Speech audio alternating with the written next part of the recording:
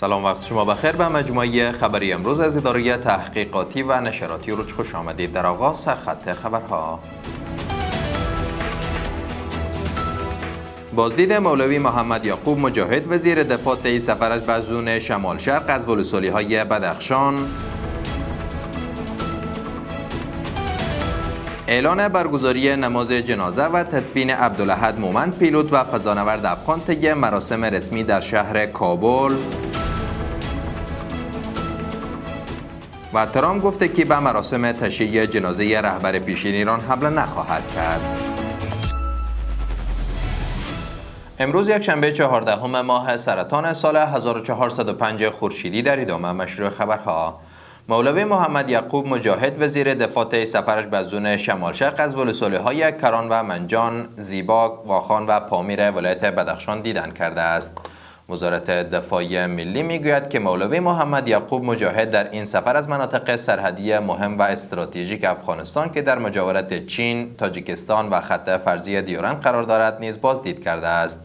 در این بازدید وزیر دفاع فعالیت‌ها و آمادگی نیروهای سرحدی را ارزیابی و ضمن ستایش از تلاش‌های آنان تاکید کرده است که حفاظت از تمامیت ارضی کشور، حاکمیت ملی و سرحدات مسئولیت مشترک همه نیروهای امنیتی و دفاعی میباشد.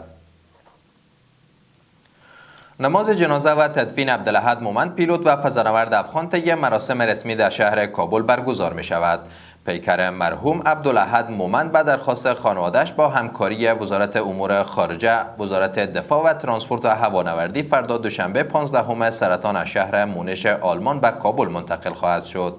نماز جنازه و تدفین وی همان روز با حضور شماری از مقام‌های امارت اسلامی افغانستان، اعضای خانواده، بستگان، همکاران حرفه‌ای و جمع زیادی از شهروندان در شهر کابل برگزار می شود.